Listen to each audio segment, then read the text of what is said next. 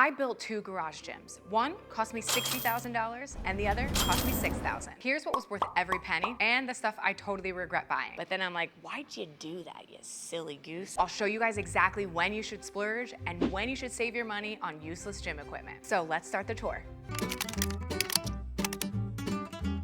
Every good gym starts with a good floor. Here at Buff Chick HQ, we've got 12 of these black rubber mat rolls, 1/2 inch thick to protect the floor, 4 feet wide. Some of them are 50 feet long, and then this half of the gym are just 25 feet long.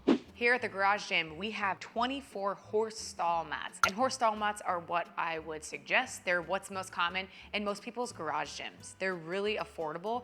They're not perfect, okay? You can see the texture might be the most annoying, although you can find some that are more smooth. And a lot of times when you put them together, you might have some gapping, you'll have some wider seams. There's a couple of things you can do to kind of fill that in. If you have really dynamic movement, it might be something that bothers you. Overall, horse stall mats are the way to go. About $6,000 of our budget here is on strictly barbells. Let's go from most expensive to least expensive. The Kabuki Strength Trap Bar HD, Usaka 20 kilo weightlifting bar, Kabuki Strength Transformer bar, the Duffalo bar, the Kabuki Cadillac bar, stainless steel power bar, Ohio power bar, the Rep Fitness Excalibur bar, Rogue's women's weightlifting bar. This is a 15 kilo boneyard bar. 2 technique bars for the children, a couple of easy curl bars, and farmer's walk handles. Well, that was excessive. Here at the garage gym, we just have 2 barbells. We rep power bar, powerlifting bar, and 1 weightlifting bar. One of them you powerlift with, and one of them you weightlift with. Bruh. The weightlifting bar will spin a little bit easier. See how much faster that spins? If you're a weightlifter, you could get away with just having 1 bar and do all your power stuff with the weightlifting bar. That's all the barbells we need.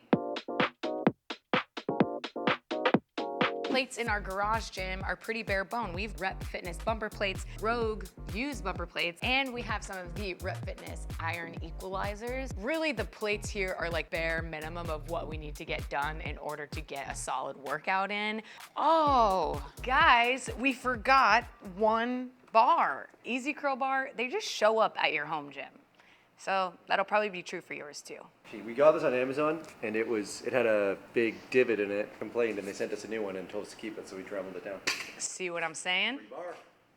Here at HQ, we have these Rep Fitness colored competition weightlifting bumper plates. Rogue competition bumper plates, friction change plates, which are really nice because then you don't necessarily have to use a collar. For powerlifting competition plates, we have a set of Eleiko competition discs, they call them, 300 kilos of the Ghost Strong 25 kilo plate. These calibrated change plates, these are just little tiny 0.25 kilos in case you want to break a record here at our gym. And these WorkSon collars that are in this section. For pound plates, we have these Rep Fitness equalizer, and we also have these cute little donut plates that were given to us by a friend of the channel.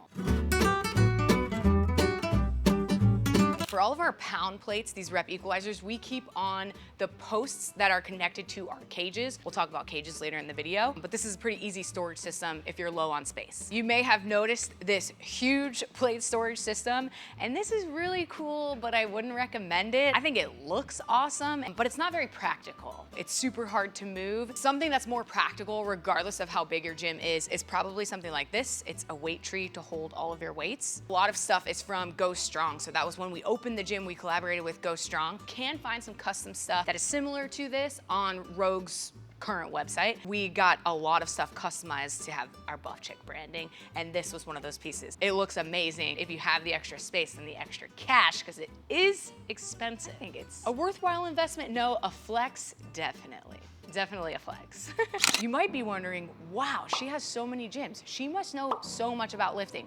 And you're right, I do. In fact, I've been doing this for a decade, and I've made most of my gains in a small little garage gym by running my program, Stronger by the Day. My program has over 25,000 members who are just like you, plenty of them running their program in a garage gym.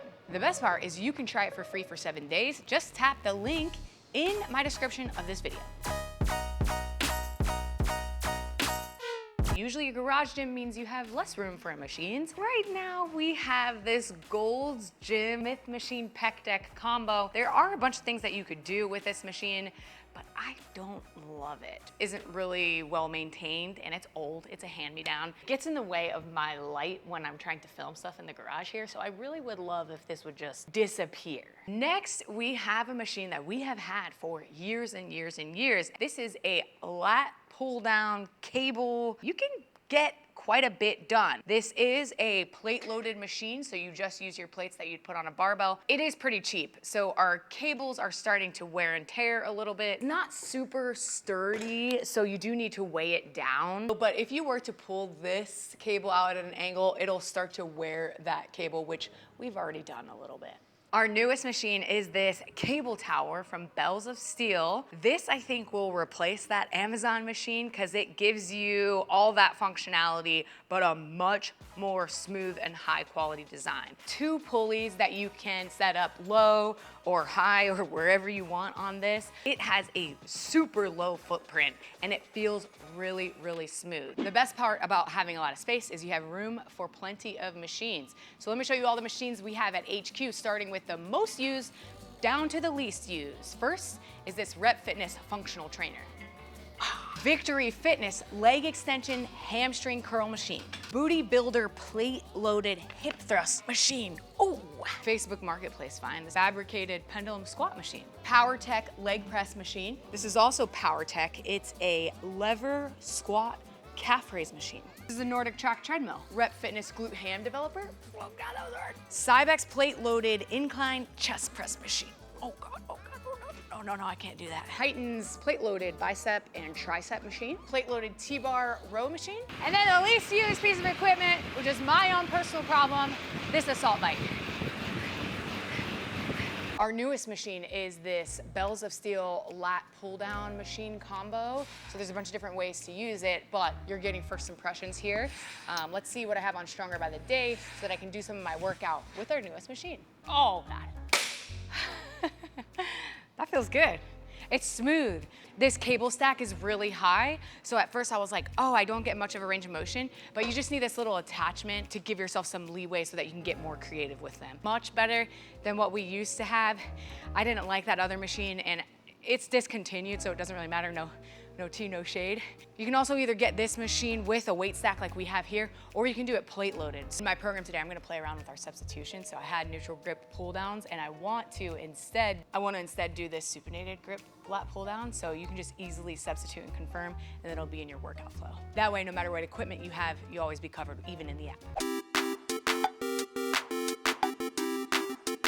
I am not handy, but I married someone who is, and Ryan made a few things that we've had for a long time in our gym. Ryan, take it away. 3 platforms here. Each sheet of plywood is 3/4 inch thick. Sheets come in 4 feet by 8 feet, so you can make a square out of them nicely. You can lay one set this side, rotate one set this side, and kind of reinforce without a big center seam. For the top, we do one of a higher grade, so it's just a little less porous, a little smoother. We used rubber for weightlifting bumper plates when you're kind of dropping. Basically the same without the top layer. Painted them black because it matched the floor. The reason we did platforms here is also to create stations for our kind of powerlifting competition style combo racks and give them something to anchor into. Is it such a crime to just have your combo racks not bolted into anything? They typically just move a lot. So like if you're lifting hundreds and hundreds of pounds and you do one of these, the whole thing will shift because there's nothing holding it down other than the weight of itself. These are little blocks, and I feel like you see these a lot of weightlifting gyms. 2x4 cut to more or less the same size, alternated like a little cross hatch thing. And then the top we just did 4, so the dimensions are 4 wide. Cut a little piece of rubber just so that you don't have seams in between, and added these little handles. Like cabinet door? Cabinet handles, yeah. Home Depot has, I think, a table saw in the back. So if you say, hey, can you cut this into 14.5-inch pieces, they will do it all for you.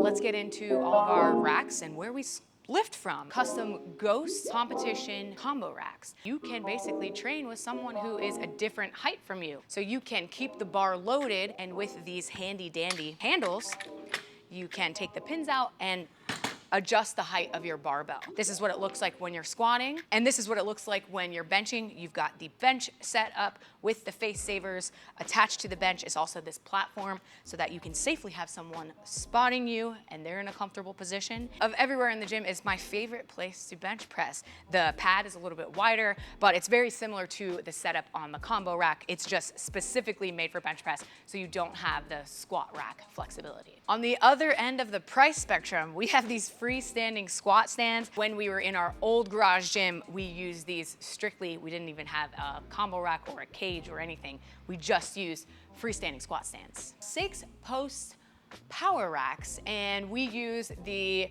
last post for a lot of storage, plate storage that we talked about. A couple of things that are specific to this that make this a little bit more high quality. First of all, these J cups, we call them, they are super nice and smooth whenever you need to adjust where your barbell is in the rack, if that makes sense.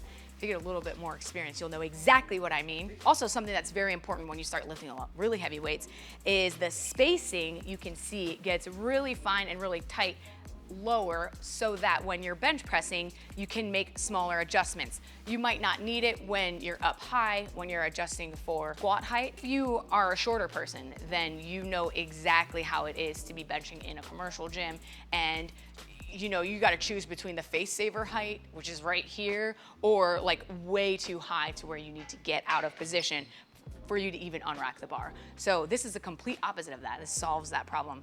Exactly. Our squat rack here in the garage gym is just this 4-post Rep Fitness squat rack. If you compare these to the cages that we have in the warehouse, you'll notice it's a lot less sturdy, it's smaller footprint, which is great. You don't get the close variation, so you can only get so precise with your rack height. Regular J-cups, you don't have the nice rolling J-cups that we have over in the warehouse, but this will get you very far. A flat bench, and we have an adjustable bench. This one I think is from Rep. It's very high quality. We used to have a very janky one, and we're glad that we got rid of it because it was kind of a hazard. I have the Nordic Track treadmill. This one gets a lot more use than that one. A TV, some speakers. A mini orange fan, middle-sized orange fan. A middle-sized orange fan, and actually that's a good point. Something that's very common for people who have garage gyms, they will get a split unit. I don't know much about this, so I am gonna defer to Ryan to tell you what the hell this is. Split. It's split inside and outside.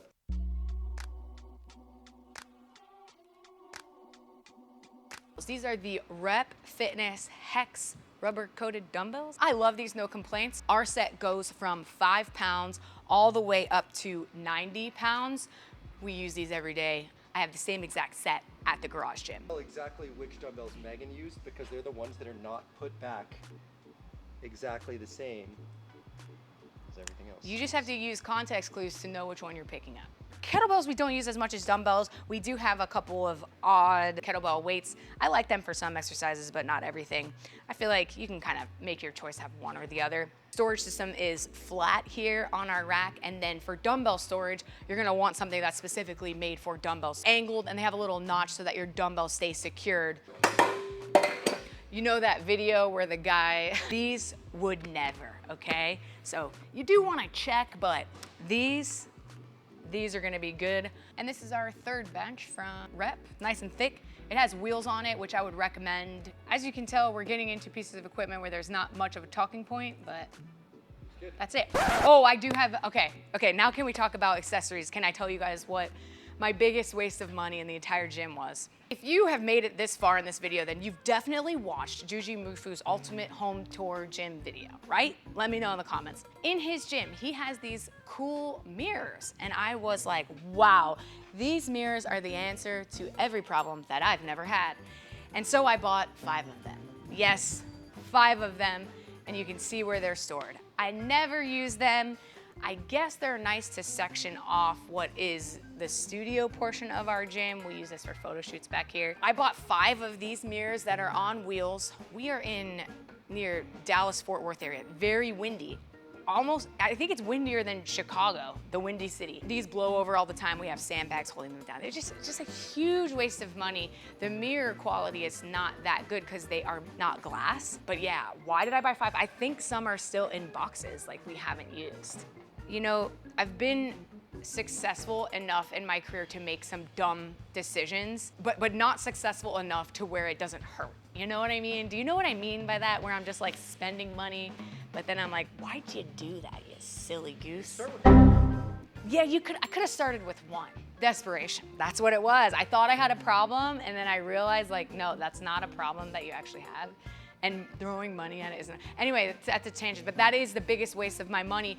Our mirrors over there, I mean, underrated piece of equipment. I figure like people watching my channel probably wouldn't be like that invested in the mirrors, but that is something that we use every day. And in a garage gym, I think it does make a pretty big difference as far as like vibe and motivation. You gotta take a selfie, okay? It makes it feel twice as big. It does make it feel a lot bigger. If you got a pump, you're gonna wanna see it. Okay, what's Ryan's favorite piece of equipment? Let's see. Yes, tell us about that. Can you rotate it so people can see what? And speaking of fans, if you're a fan of this video, then please subscribe to the channel. I post videos about lifting weights. That's it. Texas is hot, fans good. This big, pan out please. Big gymmy space is not temperature controlled. Our offices have both air conditioning and a wall unit. Actually, we can show them the outside. So we've got the gym and the warehouse space, and this half is climate controlled. This is where we do our supplements and our warehousing and our pick and pack and inventory. Hey guys, this is Simon. Hey guys. So this is our supplement company. Check out one of our newest products, our newest flavors of our most popular product, Buff Coffee. Go ahead, throw it to me, see if I catch it. This is pumpkin spice latte, guys. It took us years to figure out the formula for the flavor of pumpkin spice and Buff Coffee, but it is amazing, trust me, because I turned down probably like 15 different samples. It was over 10. Like I said, 15 different samples. You guys are gonna love it. Alex and Kenzie both tried it recently. They said they love it. It's their new favorite. Give them the plug. Shout out to Simon. We're gonna link his Instagram so that you guys can check it out. What kind of car is it? This is a nice car. Thank you guys so much for watching my gym tour. Hopefully you learned something about what it's like to scale it and spend a lot of money, and then what you can do with a little bit of money and a little bit of space. Don't forget to join Stronger by the Day. You can try it free for 7 days if you're in need of a training program. We are the perfect program for garage gym owners. We'll see you guys in the next video. Bye. That's not a flex. I'm gonna end my flex. Okay.